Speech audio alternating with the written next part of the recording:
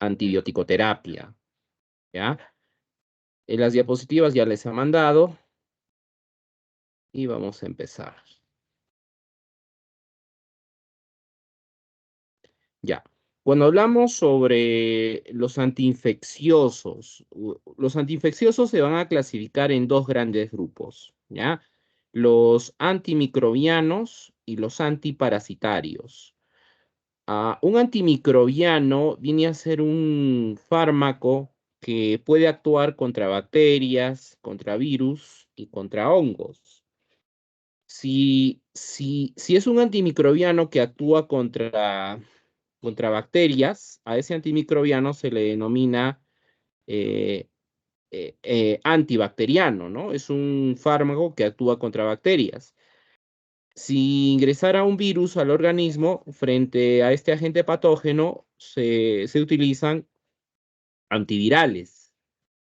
Y si ingresa un hongo al organismo, lo que se utiliza es un antimicótico, ¿ya? Entonces, a estos tres grupos de fármacos se les conoce como antimicrobianos, ¿no? Son los antibacterianos, los antivirales y los antimicóticos. Este grupo de gérmenes, cuando ingresa al organismo, puede generar infecciones y si se llegan a diseminar en el organismo, pueden producir septicemias, la sepsis. Ahora, tenemos un grupo de antiinfecciosos que vienen a ser los antiparasitarios. Este grupo de fármacos actúan contra parásitos.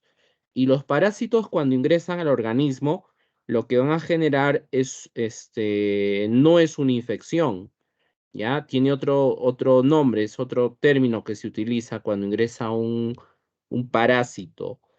A ver, déjeme acordarme el término exacto, cómo se denomina. Ya se me fue de la mente. Ya más adelante, cuando me acuerde, les menciono qué es lo que produce un parásito. Pero un parásito no produce una infección. Infestación es el término correcto. ¿Ya? Los parásitos, cuando ingresan al organismo y se llegan a reproducir dentro del organismo, lo que van a generar es una infestación. ¿Ya? Y estos gérmenes sí pueden generar infecciones. Y por lo general, los principales antiparasitarios que se utilizan son los antihelmínticos. Van a ser los antihelmínticos. Lo que vamos a ver ahora es lo referente a los antibacterianos. ¿Qué característica debe tener todo antibiótico? ¿Ya? Bueno, acá hay conceptos. Un antibiótico es una sustancia química producida por microorganismos que presenta una actividad antibacteriana que puede ser de origen natural o de origen semisintético, ¿ya? Natural o semisintético. Luego tenemos a los quimioterápicos, es otro concepto que es un compuesto de síntesis que presenta actividad antibacteriana. Y el término que se debe manejar es este, ¿no? Antimicrobiano. Este es el término correcto que debemos manejar. El término antimicrobiano implica conceptos de lo que vendría a ser un antibiótico y conceptos de lo que vendría a ser un quimioterápico, ¿ya? Un antibiótico viene a ser por lo general una actividad contra un grupo de agentes patógenos que por lo general estas sustancias van a ser de origen natural o semisintético, ¿no? Ese es el término antibiótico, que van a tener actividad terapéutica, ¿no? Contra un grupo de agentes patógenos. Y los quimioterápicos ya son sustancias que van a ser sintetizadas en un laboratorio. Son sustancias sintéticas que se pueden elaborar en los laboratorios farmacéuticos y estas sustancias tienen actividad también antibacteriana, pero ya son compuestos sintéticos. Y el término correcto que manejamos ya es el término antimicrobiano, ¿ya? Es un término genérico que implica conceptos de antibiótico y quimioterápico, que es el concepto actual que hay que manejar. ¿Qué características debe reunir todo antimicrobiano? Tiene que reunir estas tres características, que es eficaz para eliminar un determinado tipo de bacterias, Vamos a tener antimicrobianos cuyo espectro va a ser principalmente, en algunos casos, gram positivos, en algunos casos, gram negativos, ¿no? A eso se refiere esta característica, que es eficaz en eliminar a un determinado tipo de bacterias, o sea, ya sea gram positiva o ya sea gram negativa. Y otra característica importante es que no debe de afectar al hospedero, o sea, no debe de producir efectos nocivos para el hospedador, ¿no? Para el humano, no debe ser tóxico, debe ser nocivo para el agente patógeno. Y lo debe de hacer a concentraciones bajas, no debe de tener actividad antibacteriana a concentraciones altas. ¿Ya? Son tres características importantes que todo antimicrobiano debe de reunir. Ahora, esto tal vez han visto ya en microbiología, o tal vez recién van a llevar micro, no, creo que sí ya llevaron micro ustedes, ¿no? Una bacteria las bacterias se clasifican en dos grandes grupos, ¿no? Las bacterias gram positivas y las bacterias gram negativas. Y básicamente la diferencia que existe entre estos dos tipos de bacterias radica en que la gram positiva tiene una pared celular gruesa y la gram negativa tiene una pared celular delgada, ¿no? Es una diferencia entre ambas, ¿no? La pared celular. La otra diferencia es la membrana citoplasmática. Eh, las, las, hay dos tipos de membranas, ¿no? Una membrana citoplasmática interna y una membrana citoplasmática externa. Las gram negativas tienen ambas. Tienen una membrana externa y una membrana citoplasmática interna. En cambio, las gram positivas solo tienen un tipo de membrana, ¿no? Es una membrana interna, una membrana citoplasmática interna. ¿Ya? Y la otra diferencia importante es que en el caso de las gram negativas, estas tienen un tipo de enzimas denominadas beta-lactamasas. ¿Ya? Estas beta-lactamasas principalmente son producidas por, por las bacterias gram positivas y estas se ubican a nivel de la pared celular. Ahí vamos a encontrar estas bacterias, ¿no? Perdón, estas enzimas, las beta-lactamasas. ¿Ya? Entonces son diferencias entre estos dos tipos de bacterias. Ahora, esto es importante mencionarlo porque en el caso de una bacteria gram positiva, cuando ingresa al organismo, por lo general, puede generar problemas respiratorios, puede generar infecciones respiratorias, o en algunos casos tal vez infecciones a nivel de la piel, ¿ya? Pero principalmente van a ser infecciones respiratorias producidas por bacterias gram positivas. Entonces, si ingresa una bacteria gram positiva, nosotros tenemos que dar un antibiótico cuyo espectro sea principalmente contra bacterias gram positivas. No podemos dar un antibiótico cuyo espectro sea gram negativo. Si hacemos eso, estaríamos causando un problema de resistencia, ¿ya? En el caso de las bacterias gram negativas, estas bacterias gram negativas pueden causar problemas de itus, infecciones urinarias, problemas a nivel digestivo, infecciones a nivel digestivo, ¿no? Perdón, un ratito.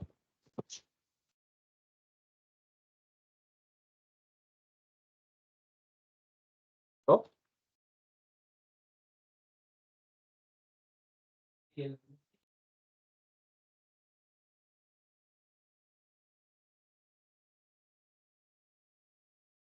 Sí, sí, sí, sí.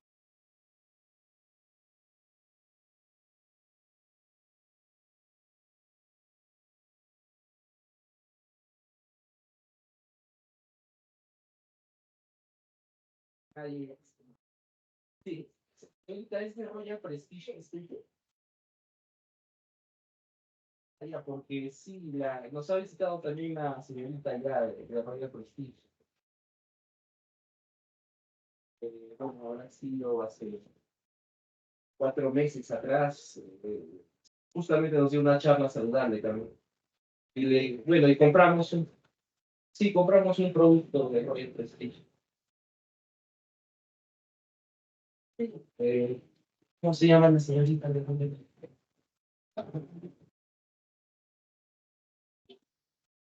María, no me acuerdo muy bien su nombre, creo que es María. Sí, María Emilia, María Emilia. Sí, sí. Sí, sí, sí, todo bien, estamos contentos con el producto. Mantenimiento, no, mantenimiento, eso sí, no.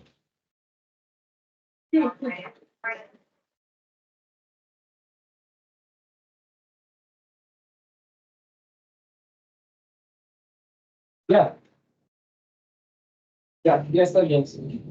Ya, ya hasta luego.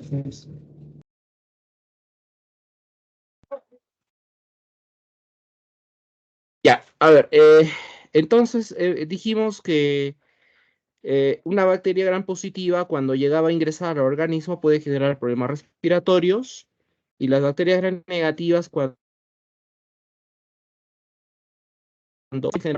de infecciones urinarias y problemas a nivel digestivo, ¿no? Infecciones a nivel digestivo. ¿Ya? Dentro de las principales gram positivas, aquí están los estafilococos, los estreptococos, los neumococos, y dentro de estas gram negativas, aquí tenemos a las enterobacterias, ¿no? Está la salmonella, la shigella, la klebsiella, la pseudomonas y una de las más comunes que genera problemas de infecciones a nivel de la población es la E. coli, ¿no? Que es una bacteria también gran negativa que pertenece al grupo de las enterobacterias. ¿Ya? Ahora, la pared celular es una estructura muy importante de la bacteria. Esta pared celular está formada por un carbohidrato complejo, por un polisacárido complejo que viene a ser el peptidoglicano. ¿Ya? Este peptidoglicano es el principal componente de la pared celular. En el caso de las gram negativas, este peptidoglicano es grande y en el caso de las gram negativas está en bajas cantidades, ¿no? Es por eso que la pared celular de la gram positiva es gruesa, es grande, y la gram negativa es pequeña, ¿no? Es fácil acordarse.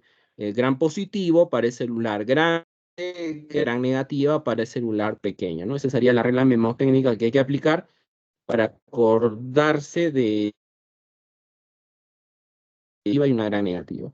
¿Ya? Ahora, esta beta-lactamasa, que es una enzima que está en la pared celular, por encima de la pared celular, esta beta-lactamasa es una enzima que más adelante lo voy a mencionar, es la principal causa de resistencia a los beta-lactámicos. ¿Ya? Es la principal causa de resistencia. Y esta beta-lactamasa principalmente es producida por las gram positivas. ¿Ya? En las gram negativas también vamos a encontrar, pero es producida principalmente por las gram positivas. ¿Ya? Ahora, cuando hablamos de efecto antibacteriano, el efecto antibacteriano es el conjunto de agentes patógenos que son afectados por las concentraciones de antibióticos que se pueden alcanzar en el paciente sin inducir toxicidad en esta. Es decir, es una concentración del antimicrobiano que afecta a estos agentes patógenos. Pueden producir efectos nocivos en el paciente. No debe ser nocivo, solo debe ser nocivo para el patógeno, ¿no? A esa concentración o a ese efecto de ese antimicrobiano se le denomina efecto antibacteriano, es el efecto antibacteriano. Cuando hablamos del efecto antibacteriano, ¿no? Está relacionada con la concentración del antimicrobiano, ¿ya? Existen dos tipos de concentraciones, es la concentración mínima bactericida y la concentración mínima inhibitoria, ¿ya? ¿Cuál es la diferencia entre estos dos tipos de concentraciones? La concentración mínima bactericida, como su nombre lo dice, bactericida, es una concentración en la cual lo que se va a producir es la muerte del agente patógeno. Se produce la destrucción del agente patógeno, ¿no? Es la concentración mínima bactericida. Y la concentración mínima inhibitoria es una concentración en la cual el agente patógeno va a estar inhibido, ¿no? Es un agente patógeno que está inhibido su desarrollo, su crecimiento, y de tal forma como ese agente patógeno está muy débil, el sistema inmunológico al final termina por destruirlo, ¿no? Es por eso que el sistema inmune en una persona debe de estar bien, ¿no? Tiene que tener un buen sistema inmunológico para que al final el antibiótico pueda hacer efecto, ¿no? Pueda tener un efecto al final, ¿ya? Entonces son los dos tipos de concentraciones que existe con respecto a los antibióticos, antimicrobianos, ¿ya? La mínima bactericida, que es la que destruye, mata al agente patógeno, y la mínima inhibitoria, que es la que simplemente inhibe el desarrollo o crecimiento del agente patógeno. Y al final, el sistema inmunológico va a tener a dicho agente patógeno que ingresó. Ahora, cuando hablamos de la resistencia antimicrobiana, este es un gran problema de salud, ¿no? En nuestra población, los problemas de resistencia antimicrobiana, ¿ya? Estos problemas de resistencia antimicrobiana por lo general se dan cuando administramos un antibiótico incorrecto, ¿no? Cuando se administra un antibiótico incorrecto, eso podría generar problemas de resistencia antimicrobiana. Y cuando hablamos de resistencia antimicrobiana, existen tres tipos de resistencia, ¿no? Una resistencia natural, que es propia del agente patógeno, ¿no? Esto es inherente ya a la bacteria, ¿no? Y una resistencia adquirida y finalmente una resistencia cruzada. La diferencia entre la natural y la adquirida es que la adquirida, este tipo de resistencia que es la adquirida, requiere que exista un contacto previo con el agente patógeno y el antimicrobiano. O sea, debe haber un agente, un contacto previo. Entonces, ese contacto previo, como ya hubo ese contacto con el agente patógeno, como es un organismo, tiene información genética. Esa información genética puede ser transferida, puede ser transmitida a otro agente patógeno, ¿no? Le transmite información de cómo se va a proteger ese agente patógeno. Por ejemplo, le transmite información que tal vez sea un antibiótico que actúe a nivel de la membrana celular, entonces de tal forma que la información que le transmita al agente patógeno, como le está transmitiendo esa información, ahora ese agente patógeno lo que va a hacer es que su membrana celular sea más gruesa, ¿no? O quizás tenga la capacidad de desarrollar una cápsula, una cubierta proteica que lo proteja del antibiótico, ¿ya? En cambio, en la natural no requiere del contacto, no requiere de que exista un contacto previo con el antimicrobiano. Esa es una defensa innata de la bacteria, ¿ya? Es una defensa innata de la bacteria. Es la diferencia entre la natural y la adquirida, ¿no? En la adquirida tiene que haber un contacto previo y ese contacto previo hace que ese agente patógeno que ha tenido ese contacto le transfiere información a otro agente patógeno. A eso se refiere la adquirida, ¿ya? Ahora, la resistencia cruzada, esta resistencia cruzada, hay dos tipos de resistencia cruzada, la resistencia cruzada homóloga y la resistencia cruzada heteróloga, ¿ya? En el caso de la resistencia cruzada homóloga, esa es una resistencia cruzada en la cual se da entre antibióticos que tengan una estructura química parecida, ¿ya? Si tenemos antibióticos que tienen una estructura química parecida, se podría dar una resistencia cruzada homóloga. Y en el caso de la heteróloga, se da entre antibióticos que tengan un mecanismo de acción similar, un mecanismo de acción y parecido, ¿no? En ese caso se va a dar una resistencia cruzada heteróloga, ¿ya? Entonces, entiéndase por resistencia simplemente el hecho de que cuando tú llegues a administrar el antibiótico, ese antibiótico ya no va a ser efectivo, ya no va a tener actividad terapéutica. A eso se le llama resistencia, ¿no? Y existen estos tres tipos de resistencia, ¿ya? La natural, la adquirida y la resistencia cruzada. Ahora, cuando hablamos de la clasificación de los antimicrobianos, hay varias formas de clasificarlos. Una es de acuerdo a su espectro, otra es de acuerdo a su actividad antiinfecciosa y otra es de acuerdo a su mecanismo de acción, ¿ya? Con respecto a la actividad antiinfecciosa, los antibióticos antimicrobianos se clasifican en bactericidas y bacteriostáticos, ¿ya? Bactericidas y bacteriostáticos. ¿Qué significa el término bactericida y qué significa el término bacteriostático? El término bacteriostático es un término en el cual el antimicrobiano lo que va a hacer es simplemente inhibir el desarrollo o crecimiento del agente patógeno, ¿no? Ese es un antibiótico bacteriostático. Y un antibiótico que es bactericida es un antibiótico que puede llegar a matar al agente patógeno, ¿ya? Ese es un bactericida. Dentro de los principales antibióticos que son bacteriostáticos, tenemos al cloranfenicol, ¿ya? Está el cloranfenicol, está las lincosamidas. Dentro de estas lincosamidas tenemos a la lincomicina, a la clindamicina, la eritromicina, que es un macrólido, ¿ya?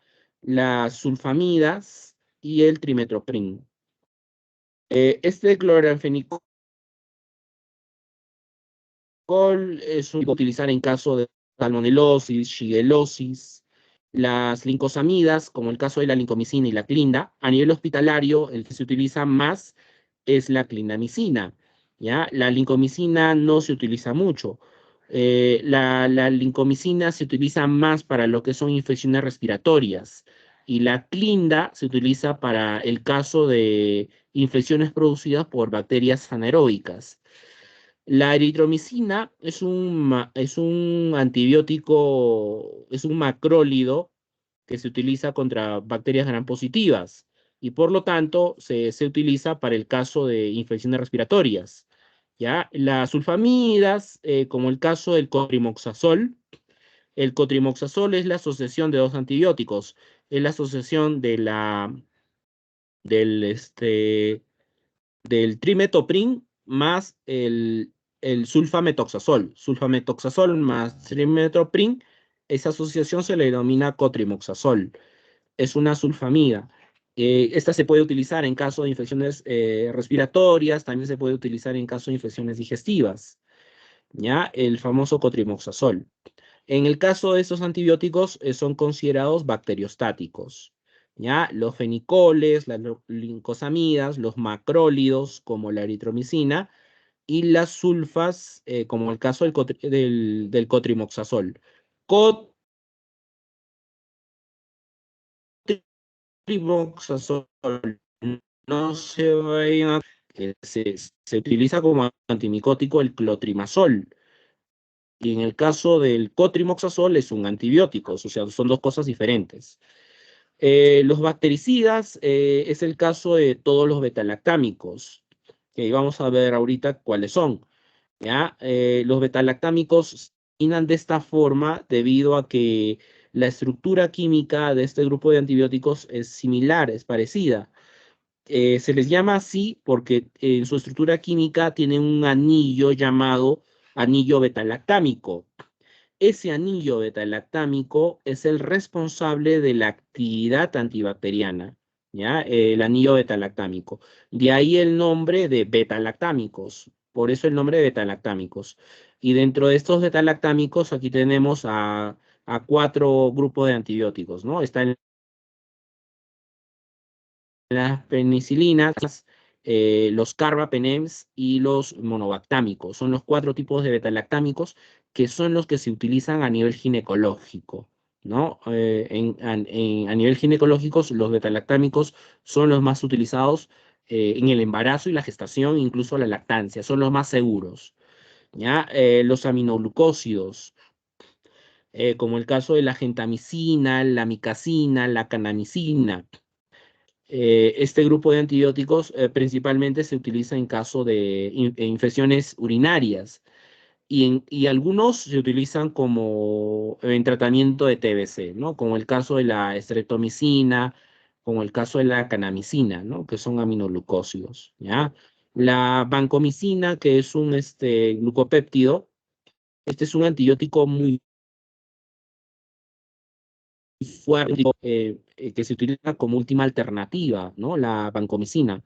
Su principal espectro es bacterias gram positivas y se utiliza principalmente contra infecciones respiratorias severas, ¿ya? Infecciones respiratorias severas, por ejemplo, una neumonía, ¿ya? La vancomicina. Las quinolonas, este es un grupo también grande de antibióticos. Dentro de las quinolonas, aquí tenemos al ciprofloxacino, al norfloxacino, al levofloxacino, ¿ya? Está el ácido nalidíxico, el ácido pitamídico, estas son quinolonas. Y su principal actividad es contra bacterias gram negativas y algunas tienen una leve actividad contra bacterias positivas. ¿Ya? La bacillitrazina, la nitrofurantoína, que son considerados bactericidas, ¿ya? Entonces, los bactericidas son aquellos que pueden llegar a destruir a la bacteria y los bacteriostáticos tienen el desarrollo de la bacteria. Y al final el sistema inmunológico tiene que actuar para destruir a ese agente patógeno, ¿ya? Ahora, de acuerdo a su espectro, cuando hablamos el espectro de los antibióticos, el espectro lo vamos a clasificar en antibióticos de espectro reducido, antibióticos de espectro intermedio y antibióticos de amplio espectro. Dentro de los antibióticos de espectro reducido, ¿qué es un antibiótico de espectro reducido? Entiéndase por reducido a, a- a aquel grupo de antibióticos. Es decir, bacterias gram positivas, en algunos casos contra bacterias gram negativas, ¿no? O sea, su espectro es gram positivo y en algunos casos su espectro es gram negativo. Dentro de los antibióticos que tienen espectro reducido, aquí tenemos algunos. Las penicilinas, las cefalosporinas, rifampicinas, vancomicinas, los aminoglucósidos, estos son de especie contra gram positivos y algunas tienen actividad gram negativa, ¿ya? Cefalosporinas igual, cefalosporinas de primera generación cuyo principal espectro es gram positivos, las de tercera generación tienen un espectro gram positivo, gram negativo, ¿ya? Las vancomicinas es principalmente gram positivo, los glucósidos principalmente. Esas son las de espectro reducido. Las de espectro intermedio, estas pueden tener actividad gram positiva, gram negativa, pero leve, ¿no? En algunos casos es gram positiva, leve gram negativa, o podría ser al revés, ¿no? Gram negativa y leve actividad gram positiva. ¿Ya? Estas son las de espectro intermedio. Aquí está, por ejemplo, estas dos son penicilinas, la ampicilina y la amoxicilina, ¿no? Esta oxacilina también es una penicilina. Estas tres son penicilinas, ¿ya? Estas son de espectro intermedio. Las de espectro, aquí están las tetraciclinas, eh, los fenicoles, como el cloranfenicol, los macrólidos, eritromicina, claritromicina, citromicina, las lincosaminas, como la lincomicina, la clindamicina, son ejemplos de antibióticos de amplio espectro. Este grupo de antibióticos de amplio espectro pueden tener actividad gram positiva, gram negativa y sobre otro tipo de gérmenes. Por ejemplo, bacterias anaeróbicas. ¿Ya? Una bacteria anaeróbica puede producir, por ejemplo, una infección a nivel digestivo, puede producir infecciones pelvianas, y eso es bien difícil de tratar, ¿no? Una bacteria anaeróbica es bien difícil de tratar, ¿no? La infección es bien fuerte, ¿ya? Y tendríamos que utilizar antibióticos de amplio espectro en esa situación. Ahora, de acuerdo a su mecanismo de acción, vamos a tener también una clasificación de antibióticos. Por ejemplo, antibióticos que tienen la capacidad de inhibir la síntesis del peptidoglicano, ¿ya? Es decir, antibióticos que actúan a nivel de la pared celular de la bacteria. Cuando se produce la inhibición de la síntesis del peptidoglicano,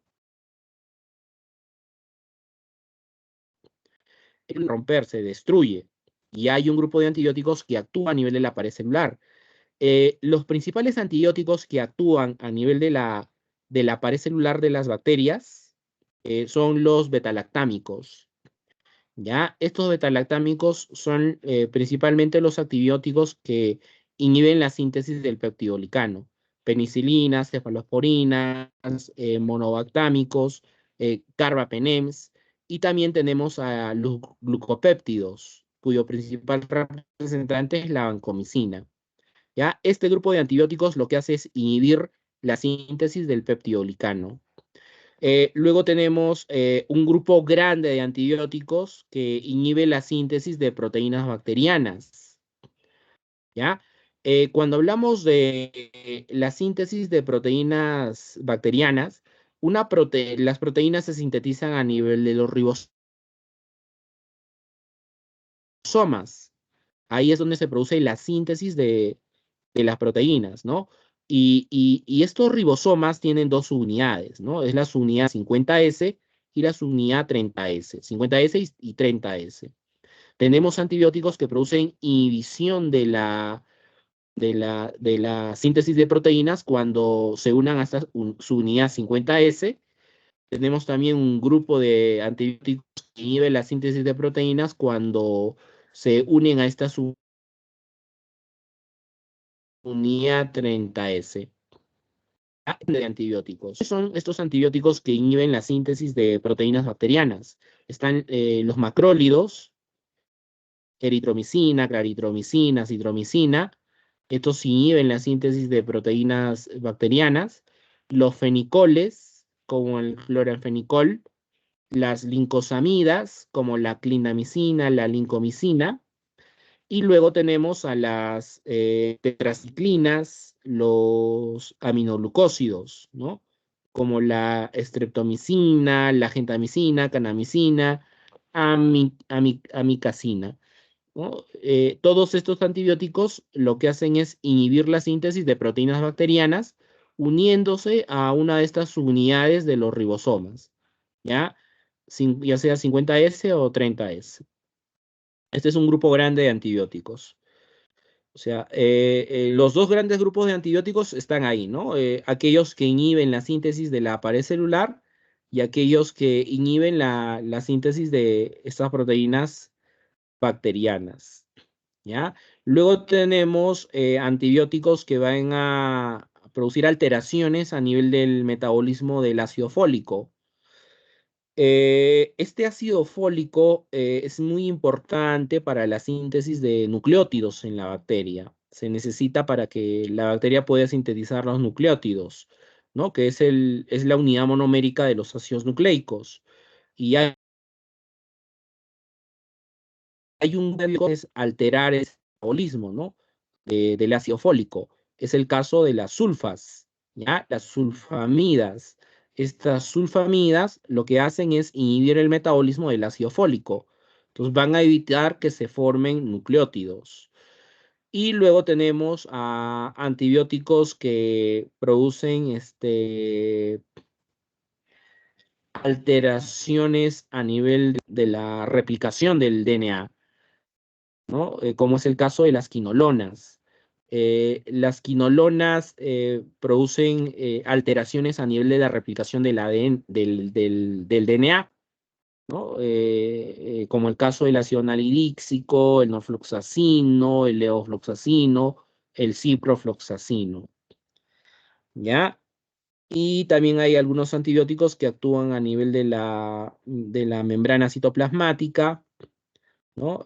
Como en el caso de la polimixina, antibióticos que inhiben la síntesis del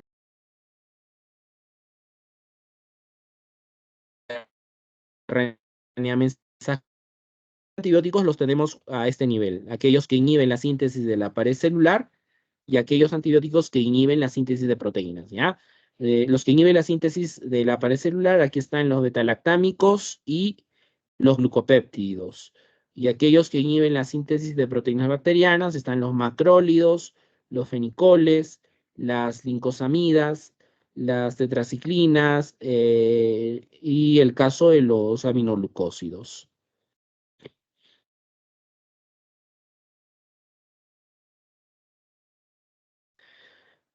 Ahora, especifica cuáles son estos antibióticos. ¿Ya? Antibióticos que actúan a nivel de la pared celular. Básicamente lo que hacen es inhibir la síntesis del peptidoglicano. ¿Ya? Antibióticos que inhiben la síntesis del peptidoglicano, por lo tanto, al final la pared celular de la bacteria se va a destruir, son los beta-lactámicos y los glucopéptidos. ¿Ya? Estos dos grupos de antibióticos inhiben la síntesis del peptidoglicano que produce la lisis de la. ¿Quiénes son estos betalactámicos?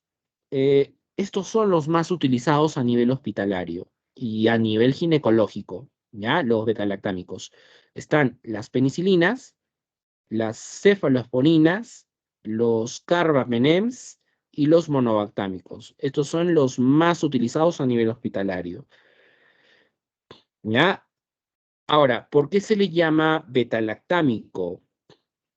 Se le llama beta-lactámico porque este grupo de antibióticos en su estructura química tienen un anillo. Es un anillo heterocíclico que se le ha denominado anillo beta-lactámico, ¿no? Ese anillo que está acá de color rosado, ese es el anillo beta-lactámico.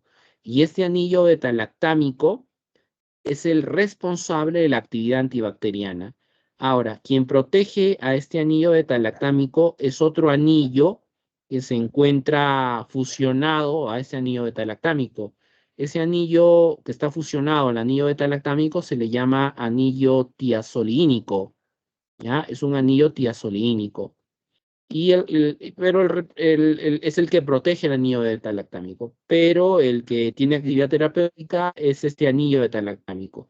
Es por eso que a este grupo de antibióticos se les conoce con el nombre de beta-lactámicos, son los beta-lactámicos. Ahora, eh, vamos a tener enzimas que van a tener la capacidad de destruir a este anillo beta-lactámico. ¿Ya? Las enzimas que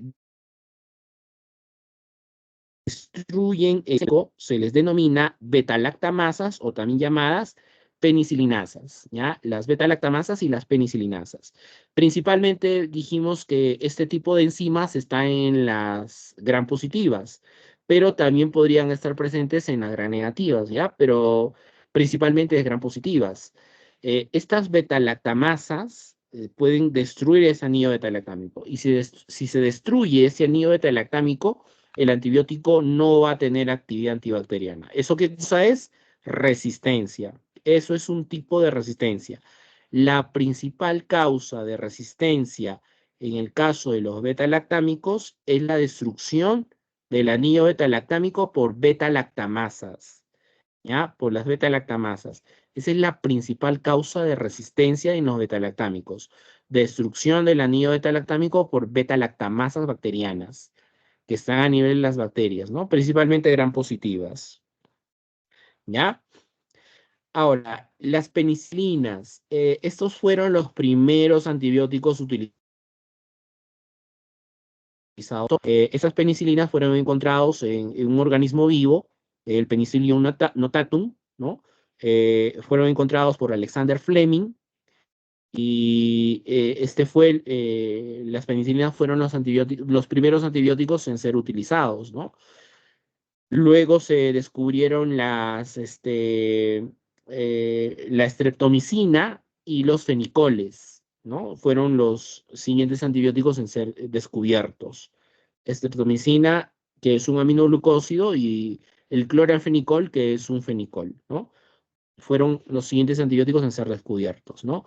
Bueno, la historia del descubrimiento de la penicilina, eso data de la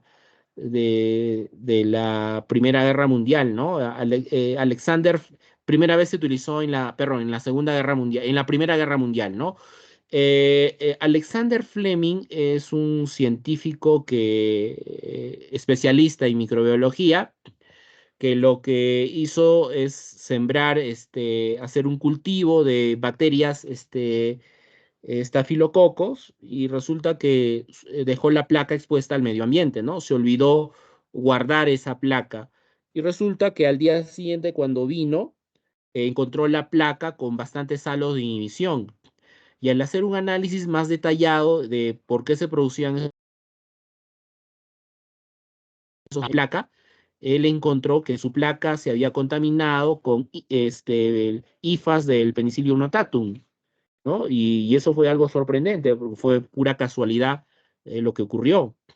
Y a raíz de eso es que se encontró que este hongo, el Penicillium notatum, es un hongo, tiene actividad antibacteriana, ¿no? Y a raíz de eso se sintetizaron ya las penicilinas, ¿no?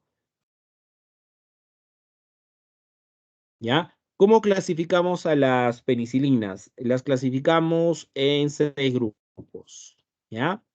Las benzilpenicilinas.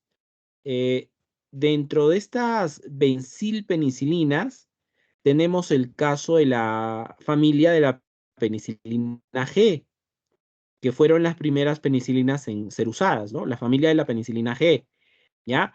Es el caso de la G benzatínica, la G clemisol, la G procaínica, ¿no? Estas son penicilinas de acción prolongada, principalmente el caso de la benzatínica, ¿ya? Esta penicilina G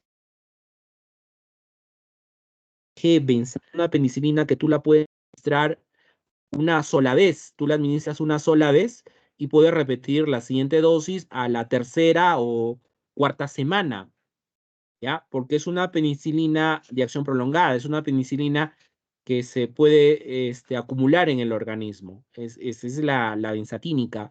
En cambio, las otras penicilinas tú tienes que administrar una dosis diaria por unos 3 e incluso más días, ¿no? Las demás penicilinas, ¿ya? Entonces, dentro de este grupo de las benzilpenicilinas, aquí en este grupo tenemos a la penicilina G sódica, está la G sódica, está también la G potásica, la, está la penicilina G benzatínica, la G clemisol y la G procaínica. Este tipo de penicilinas son ácidos sensibles. ¿Qué significa ácidos sensibles? Que son penicilinas que solo se pueden dar por vía parenteral, ¿ya? No se pueden dar por vía oral. ¿Por qué no se dan por vía oral? Porque si tú lo das por vía oral, el pH ácido del estómago las va a destruir. Son muy lábiles al pH ácido, ¿ya? Por eso se llaman penicilinas ácidos sensibles. Son penicilinas ácidos sensibles. Solo se administran por vía parenteral, ¿ya? Solo por vía parenteral. No se van a administrar por vía oral. La G sódica, la G potásica, la benzatínica, la clemisol y la procaínica. Luego tenemos a las penicilinas que son ya más fuertes al pH ácido. Este tipo de penicilinas se puede dar ya por vía oral. ¿Ya? Es el caso de la penicilina B. La penicilina B, también llamada penicilina, la penicilina B o la fenoximetilpenicilina. ¿Ya? Esta fenoximetilpenicilina o penicilina B, ya es VA, es V, penicilina B, se puede dar por vía oral. También se administra por vía parenteral. ¿Ya? No hay problema con ese tipo de penicilinas. ¿Ya? Se da por vía oral y por vía parenteral. El pH ácido no les hace nada. ¿Ya? Es la fenoximetilpenicilina o también conocida como penicilina B. Luego tenemos a las penicilinas resistentes a masas. Penicilinas resistentes a betalactamasas estafilocócicas. Este estafilococo es una bacteria gram positiva, ¿ya? Es una bacteria gram positiva y es el principal productor de betalactamasas. Principal productor de betalactamasas. Y como les he mencionado, estas enzimas destruyen el anillo betalactámico. Es la principal causa de resistencia. Y frente a este tipo de patógenos se ha diseñado un tipo de penicilinas. Y se le ha puesto el nombre de beta-lactamasas estafilocócicas, ¿ya? Dentro de estas tenemos a la dicloxacilina, está la dicloxacilina y la oxacilina. que son las más utilizadas a nivel hospitalario. La dicloxacilina solo se da por vía oral y la oxacilina solo se da por vía parenteral, ¿ya? Dicloxacilina por vía oral y su equivalente parenteral es la oxacilina. Y luego tenemos a la meticilina, ¿ya? La meticilina. Esta meticilina no se utiliza mucho. ¿Por qué no se utiliza mucho la meticilina?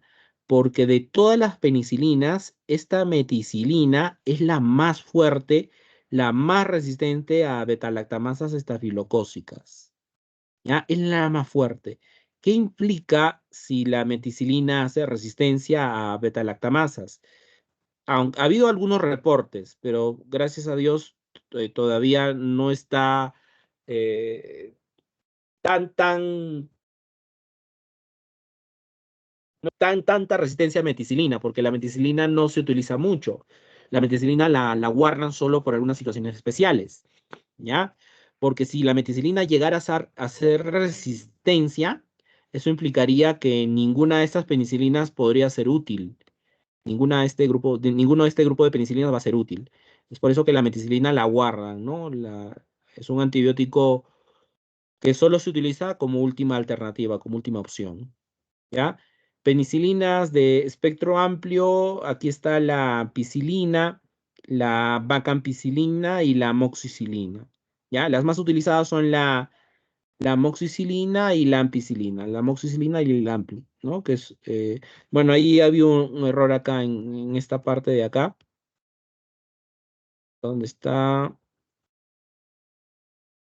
ampi y amoxi no es de espectro intermedio, es de amplio espectro, ¿ya? Ahí ha habido un error. Ampi y amoxi. Son de amplio espectro, ¿ya? La ampicilina y la amoxi, estas son de amplio espectro.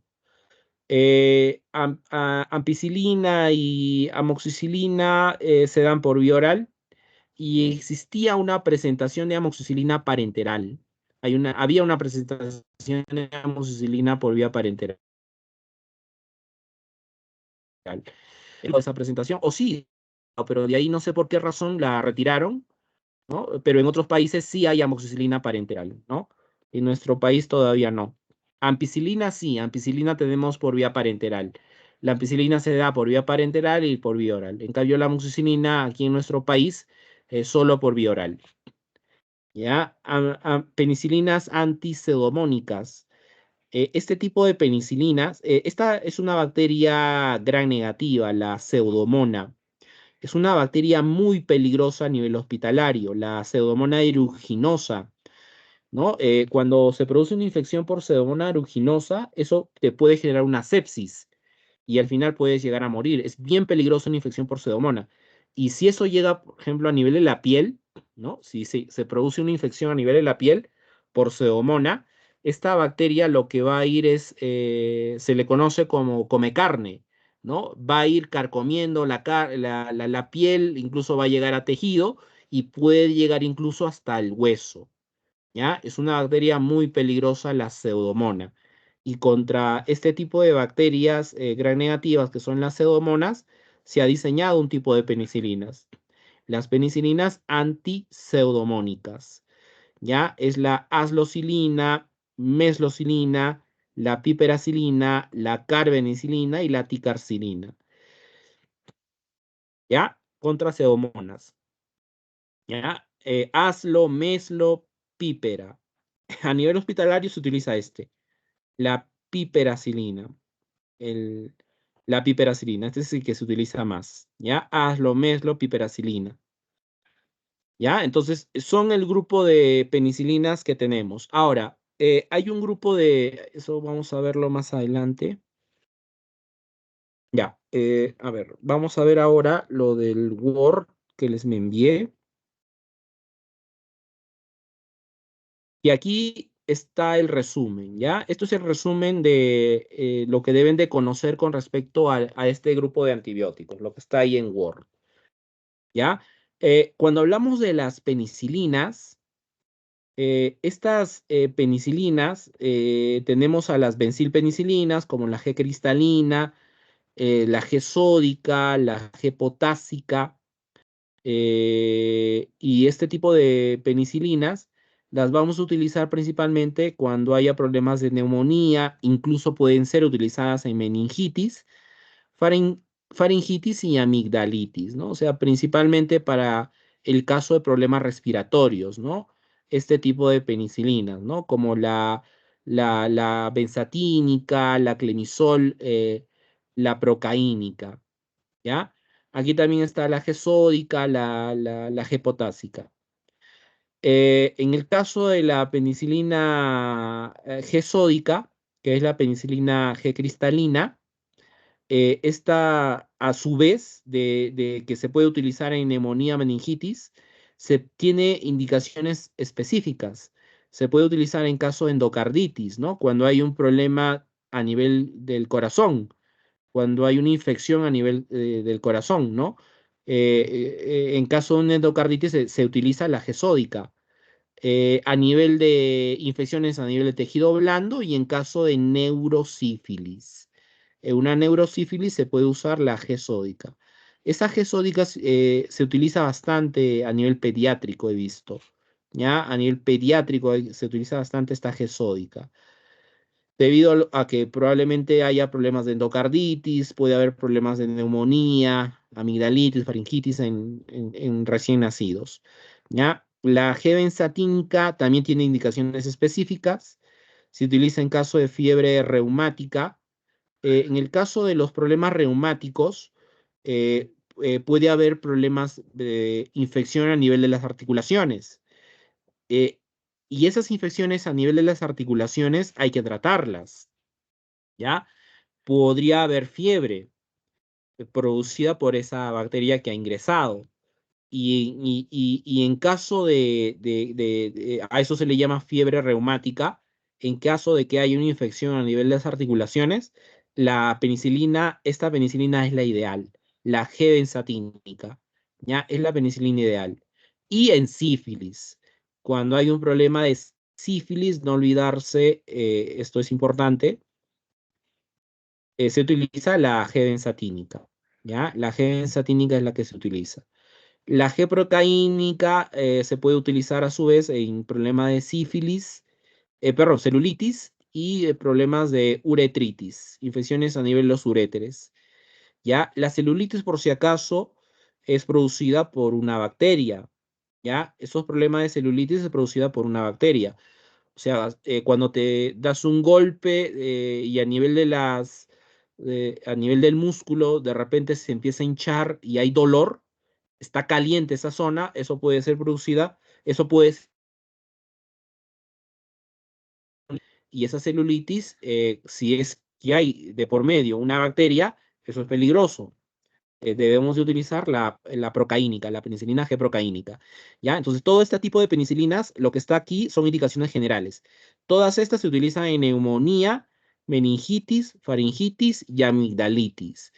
Y adicionalmente tienen indicaciones específicas, ¿no? Como la G-sódica, la benzatínica y la procaínica, ¿ya? La fenoximetilpenicilina, esta es conocida como penicilina B, y esta penicilina tiene la misma indicación general que las benzilpenicilinas, ¿ya? A las benzilpenicilinas, por si acaso, se le conoce con el nombre de penicilina G, ¿ya? Es el grupo de la familia de la penicilina G, benzilpenicilinas o penicilina G, la G sódica, G potásica, benzatínica, clemisol y procaínica. ¿Ya? Esa es las benzilpenicilinas. Y la penicilina B es la fenoximetilpenicilina. Estas son indicaciones, tiene indicaciones parecidas a la indicación de las benzilpenicilinas, o sea, para problemas respiratorios, principalmente para problemas respiratorios. ¿Ya? Penicilinas resistentes a beta-lactamasas estafilocócicas, la meticilina, no se olviden de este. La meticilina es la penicilina más fuerte, es la más resistente de todas. Esta no se utiliza mucho a nivel hospitalario. Las que se utilizan a nivel hospitalario son estas dos, ¿ya? Incluso a nivel pediátrico, la dicloxacilina y la ioxa. Este tipo de bacterias, estafilococos, productoras de beta-lactamasas, pueden generar infecciones cutáneas, ¿no? Infecciones cutáneas, o sea, infecciones a nivel de la piel, sin signos ni síntomas generales. O sea, te haces un corte y de repente esa herida que te has hecho se llega a infectar. Eso es producido por un estafilococo, una beta-lactamasa estafilocócica, ¿ya? Y si eso ocurre, tenemos que utilizar primero una penicilina oral, que sería esta, la dicloxacilina. Se utiliza la dicloxacilina, ¿ya? Es por eso que cuando tú de repente te haces un corte o recibes la mordedura de algún animal, te dan de manera profiláctica dicloxacilina. Es para evitar que la herida se infecte, ¿no? Por eso te dan la dicloxacilina. Ahora, si eso es más grave, más serio, que ya te dan una penicilina parenteral, ¿no? Que sería la oxacilina, ¿ya? La oxacilina, ¿ya? La oxacilina solo se da por vía parenteral. En cambio, la dicloxa se da por vía oral. Viene en tabletas, viene en suspensión, ¿no? Para niños, niños y neonatos, ¿ya? Las penicilinas de amplio espectro, aquí está la ampicilina y la amoxicilina. AMPI y amoxi, esta es de amplio espectro. Principalmente para el caso de infecciones respiratorias, todo lo que es problemas respiratorios se puede usar AMPI y amoxi. Otitis, sinusitis, faringoamigdalitis, neumonía, meningitis, incluyendo la meningitis neonatal, y algunas exacerbaciones bronquiales. Y también se pueden utilizar en caso de infecciones urinarias, pero siempre y cuando que sean infecciones urinarias extrahospitalarias. ¿Ya? Estas infecciones urinarias extrahospitalarias son producidas por gonococos. O sea, son infecciones urinarias producidas fuera del hospital. ¿Ya? En este caso podríamos dar ampicilina o amoxicilina. La ampicilina se da oral y la amoxicilina por vía oral aquí en nuestro medio. ¿Ya? Ahora, la ampicilina tiene indicaciones también específicas, como el caso de endocarditis, fiebre tifoidea, salmonelosis y shigellosis. La amoxi también tiene indicaciones específicas como cistitis y fiebre tifoidea. En el caso de fiebre tifoidea, ¿ya? Esta fiebre tifoidea puede ser generada por una bacteria gram negativa, que podría ser una salmonela, ¿no? O una salmonela podría ser. Y en el caso de una fiebre tifoidea, la de primera opción siempre es el cloranfenicol, ¿ya? Siempre es el cloranfenicol, el de primera opción. Y el de segunda opción sería la amoxicilina, ¿ya? Segunda opción es la amoxicilina en caso de fiebre tifoidea.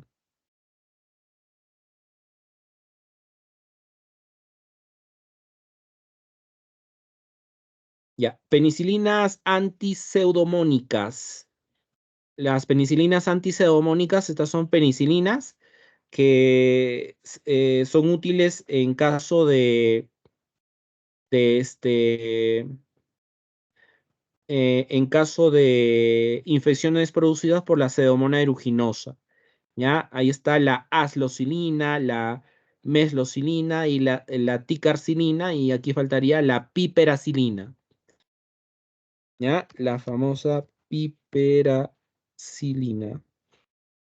La piperacilina. Y esta piperacilina está asociada al tazobactam. Es piperacilina más tazobactam. Piperacilina más tazobactam. ¿Ya? Este tazobactam es un inhibidor de beta-lactamasas, pero tiene una actividad débil. Como antibiótico es muy débil. Pero si lo asociamos a esta piperacilina antiseudomónica, su espectro se incrementa. ¿Ya? Su espectro se va a incrementar. Ahora, con respecto a los efectos adversos de las penicilinas, uno de los principales efectos adversos es este: las reacciones de hipersensibilidad. Cuando hablamos de una reacción de hipersensibilidad, por lo general, esas son problemas alérgicos. está relacionado con problemas alérgicos. Puede ser una hipersensibilidad leve. Si es una hipersensibilidad leve, generalmente los efectos se aprecian a nivel de la piel, ¿ya? Prurito, urticaria, rash cutáneo, o sea, una comezón intensa en la piel. De la noche a la mañana la persona empieza a rascarse. Eso es una hipersensibilidad leve. Pero si ya hablamos de una hipersensibilidad severa, ¿ya? Si hablamos ya de una hipersensibilidad severa, es el caso del shock anafiláctico. El shock anafiláctico. El shock anafiláctico se caracteriza porque va a haber hipotensión y hay edema de la glotis. Hay un problema de hipotensión y edema de la glotis. Y el paciente puede llegar a morir. O sea, eso es bien severo. Un shock anafiláctico es bien severo. El shock anafiláctico te puede llegar a matar. ¿Se acuerdan? A ver, eso lo vimos la clase anterior.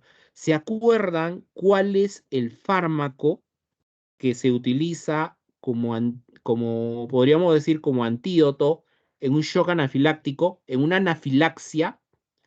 ¿Alguien se acuerda cuál es el fármaco que debemos de utilizar cuando hay un problema de shock anafiláctico o anafilaxia? Eso lo vimos la clase anterior, ¿no? La semana anterior. ¿Se acuerdan cuál es este fármaco que se podría utilizar en caso de anafilaxia, shock anafiláctico? ¿Se acuerdan? ¿Cuál es? Es un fármaco que actúa a nivel del sistema nervioso autónomo, ¿no? Epinefrina, profesor. Claro, es la epinefrina, ¿no? La epinefrina, ¿ya? Cuando un paciente tiene ese tipo de problemas de hipersensibilidad severa, ¿ya? Una hipersensibilidad severa, se utiliza la epinefrina, pero hay que tener bastante cuidado con el uso de la epinefrina, ¿no? Primero se va a ir probando de a poquito, ¿no? De a poquito se va probando. Y conforme vaya pasando el tiempo, también se va incrementando la dosis, porque la epinefrina, no se olviden, puede causar problemas de taquicardia, puede haber problemas de hipertensión, ¿no? Puede generar complicaciones en el paciente. O sea, hay que tener cuidado del uso de la epinefrina, ¿ya? Pero un shock anafiláctico es lo que te puede salvar, ¿no? Administrarle la epinefrina o adrenalina al paciente, ¿ya?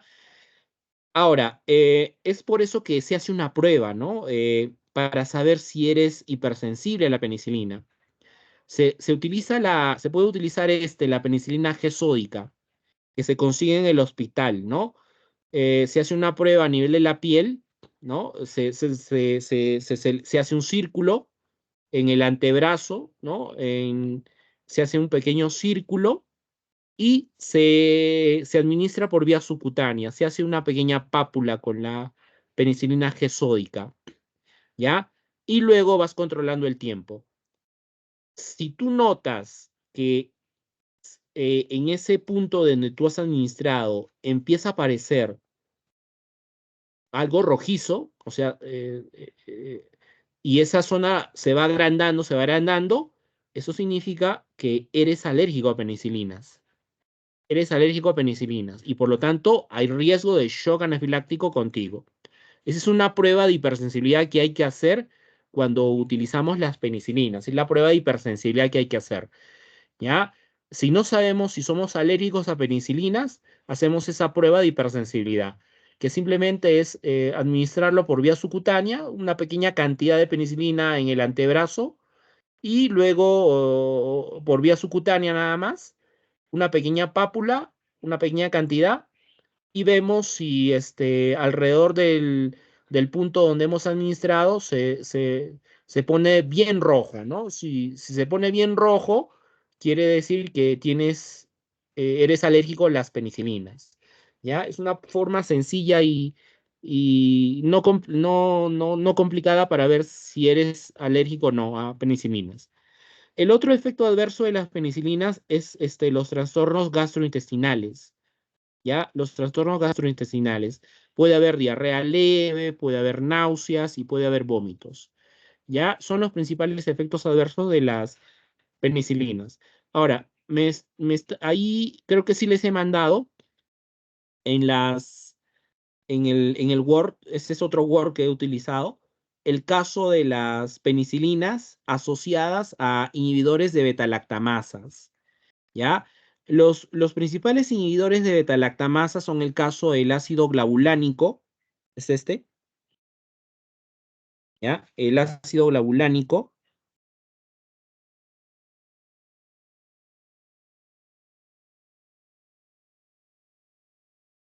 ¿ya? Y el otro es el tazobactam, este de acá,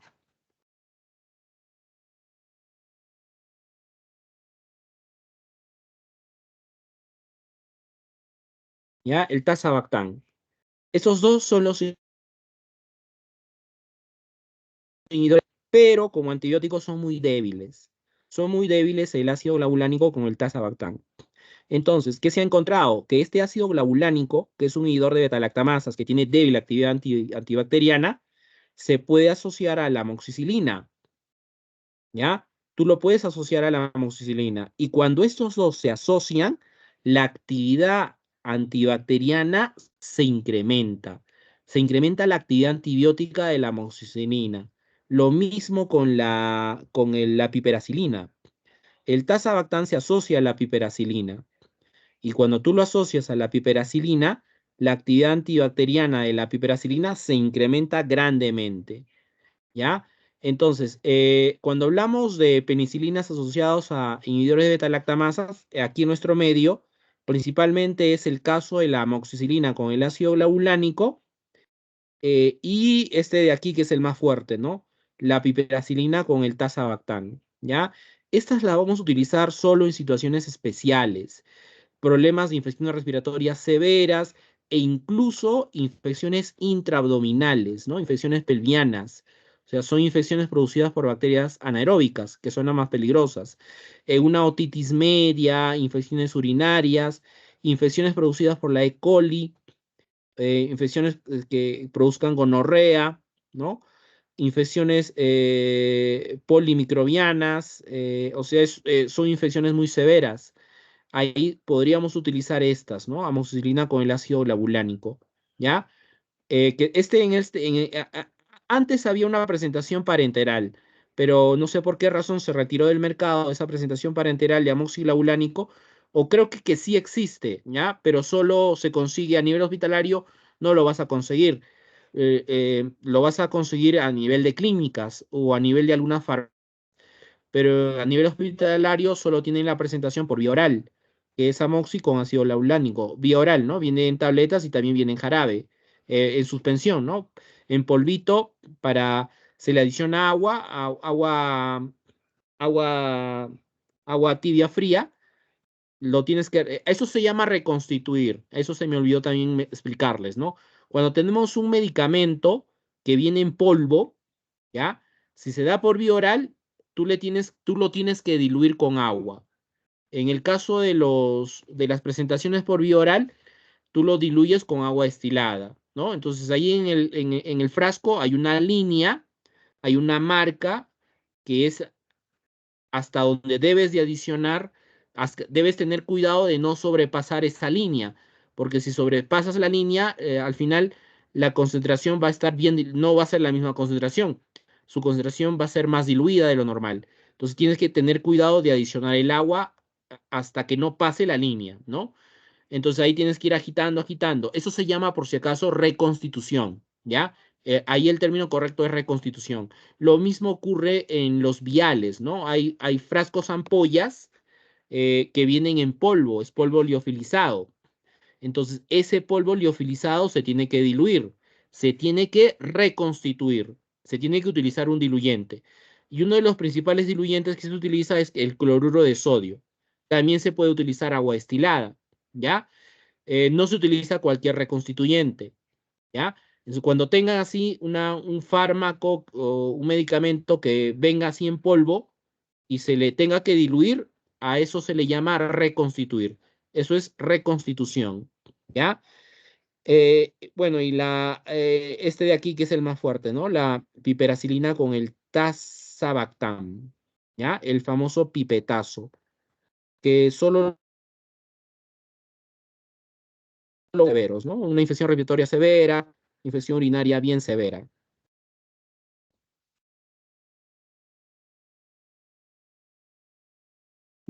¿Ya? Ese es el grupo entonces de las penicilinas. Ahora entramos a ver a las cefalosporinas, ¿ya? Las cefalosporinas también han sido descubiertas a partir de una levadura, a partir de una levadura se encontraron estas cefalosporinas, se encontró que tenía actividad terapéutica, actividad antimicrobiana, y a partir de ese descubrimiento se han ido sintetizando las demás cefalosporinas. Ahora, cuando hablamos de cefalosporinas, estas cefalosporinas se clasifican en cefalosporinas de primera generación, segunda generación, tercera generación, cuarta generación y actualmente ya tenemos cefalosporinas de quinta generación, ¿ya? Ahora, se les ha denominado de esa manera simplemente por el orden de descubrimiento. Las primeras en ser descubiertas han sido las de primera. Luego tenemos a las de segunda, tercera, las de cuarta y actualmente ya tenemos cefalosporinas de quinta generación, ¿ya? Dentro de las cefalosporinas de primera generación, aquí tenemos a la cefradina, a la cefalexina, al cefadroxilo, cefazolina y la cefalotina, ¿ya? La cefradina solo se da por vía oral, la cefalexina solo se da por vía oral, el cefadroxilo solo se da por vía oral, la cefazolina solo se da por vía parenteral y la cefalotina también se da solo por vía parenteral, ¿ya? Estas son las que se utilizan más a nivel hospitalario. A nivel hospitalario vas a conseguir cefazolina, vas a conseguir la cefalotina y la cefalexina. ¿Ah? Eso a nivel hospitalario. Cefadroxilo lo vas a conseguir afuera, lo mismo que la cefradina, ¿ya? O sea, estas dos son parenterales, ¿no? Estas son parenterales, ¿ya? Y las tres primeras son orales. ¿Para qué vamos a utilizar estas cefalosporinas de primera generación? Ahora voy acá a la diapositiva. Miren, ¿esto qué significa? ¿Ya? Aquí ves bacteria gram positiva y abajo significa bacteria gram negativa. Entonces, ¿esto qué significa? Significa que las de primera generación, su espectro es principalmente gram positivo. ¿Ya? El espectro de una cefalosporina de primera es principalmente gram positivo. Las de segunda generación tienen actividad gram positivo y ya una leve actividad gram negativa. Ya, leve actividad gram negativa. Las de tercera generación tienen una mayor actividad gram negativa y una leve actividad gram positiva. Las de cuarta generación tienen una mayor actividad gram negativa y una leve actividad gram positiva. ¿Ya? De esa forma se deben acordar la actividad de estas cefalosporinas. Primera, principalmente gram positivo. Las de segunda tienen leve actividad gram positiva y una leve actividad gram negativa. Las de tercera, mayor actividad gram negativa y una leve actividad gram positiva. Y en las de cuarta es más actividad gram negativa y una leve actividad gram positiva. ¿Ya? Esa es la actividad de las cefalosporinas. Ahora, eso es importante mencionarlo porque en función a eso yo voy a saber para qué se van a utilizar. En el caso de las cefalosporinas de primera generación, la principal indicación es en caso de infecciones respiratorias altas y en caso de itus no complicadas. ¿Ya? Infecciones respiratorias altas e itus no complicadas. Se pueden dar estas cefalosporinas. ¿Ya? O sea, una infección respiratoria que no sea muy complicada, ¿no? Que sea leve. Ahí vamos a dar, podemos dar esas cefalosporinas. O una ITU no complicada. Por ejemplo, si tengo una gestante con una ITU, esta es la que se da bastante, la cefalexina. ¿Ya? La cefalexina se da bastante. En gestantes que tienen ITUs, ¿no? ITUs no complicadas, ¿ya? Ahora, las de segunda generación. Las de segunda generación está el cefaclor, la cefuroxima y el cefamandol. De estas tres, las más usadas son la cefuroxima y el cefaclor. ¿Ya? Cefaclor y la cefuroxima. Estas dos son las que más se utilizan. ¿Ya? Ahora, entre una de primera y de segunda, se prefiere utilizar las de primera, porque las de segunda generación son más caras, son mucho más costosas. ¿Ya? Son muy caras estas de segunda generación, o sea, se prefiere más utilizar las de primera generación. ¿Para qué se utilizan? Una de segunda tiene actividad em, gran positiva y ya una leve actividad gran negativa, ¿no? Las de segunda generación. Por lo tanto, estas se pueden utilizar en una infección ya respiratoria alta y baja, ¿no? Por ejemplo, en un problema neumónico, un problema de neumonía, ¿no? En una gonorrea complicada y no complicada. Y este tipo de cefalosporinas son las ideales en una profilaxis colorectal y en profilaxis ginecológica. Cuando un paciente va a entrar a quirófano, lo ideal es administrarle una de estas cefalosporinas. Eso se llama antibiótico profiláctico, ¿no? Se le administra un antibiótico profiláctico. Y ese antibiótico profiláctico que se le administra al paciente es para evitar que se infecte. Y lo ideal es administrar una cefalosporina de segunda generación, pero son caras. El cefaclor es oral, el cefuroxima sí es oral y parenteral, el cefamandol es parenteral, ¿ya? Pero cefuroxima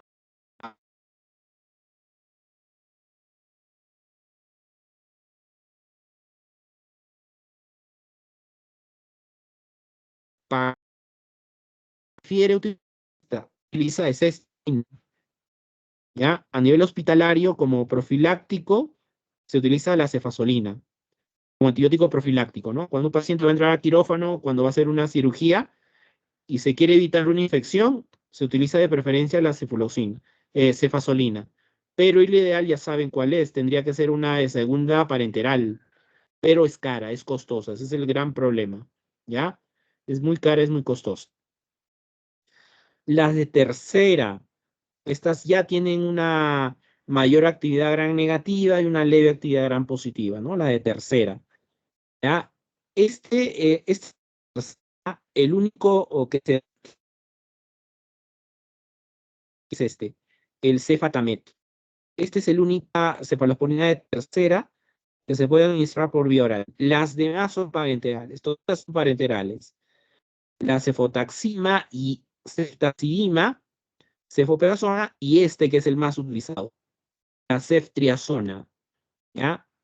La ceftriaxona que es el antibiótico más utilizado a nivel hospitalario. Es una cefalosporina de tercera generación, ¿ya? También se utiliza la ceftazidima, ese también se utiliza, la cefta. ¿Para qué se utilizan a estas que son de tercera? Estas se pueden utilizar en caso de infecciones intrahospitalarias y extrahospitalarias severas, infecciones por anaerobios y en una infección por bacterias anaeróbicas, que es una infección muy fuerte, muy severa, se puede utilizar una de tercera generación asociado o bien a Clinda o bien al metronidazol. ¿Ya? Estos dos antibióticos son específicos contra bacterias anaeróbicas, la clindamicina y el metronidazol.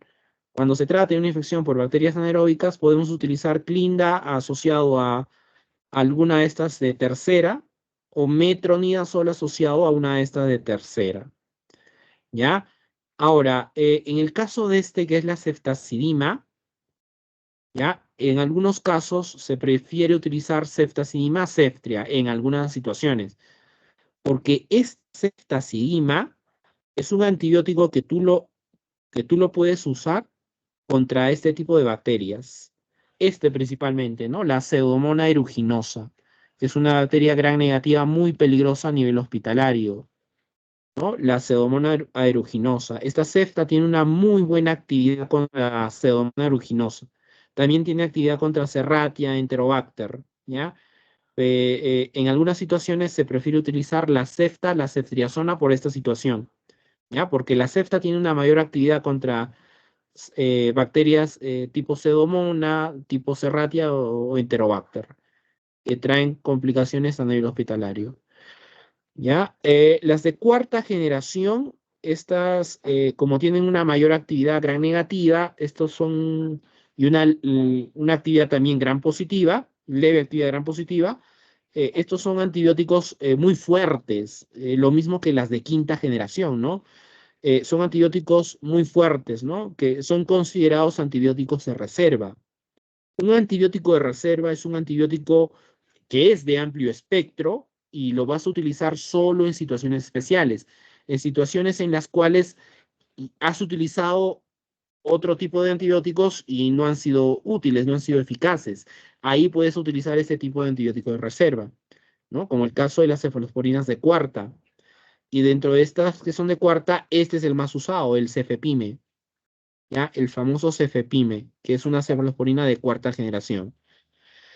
Por ejemplo, en una sepsis donde sea producida donde haya infección respiratoria, una infección urinaria severa, ¿no? Ahí puedes utilizar el cefepime, ¿ya? Y estas son ya las de quinta generación. Estas ya son recientes, pero ya existen. Aquí en el Perú todavía no tenemos estas presentaciones, pero en otros países ya hay cefalosporinas de quinta generación, ¿ya? Que son estas. Aquí en el Perú son desconocidas. Probablemente, tal vez en alguna clínica se pueda conseguir, probablemente, ¿ya?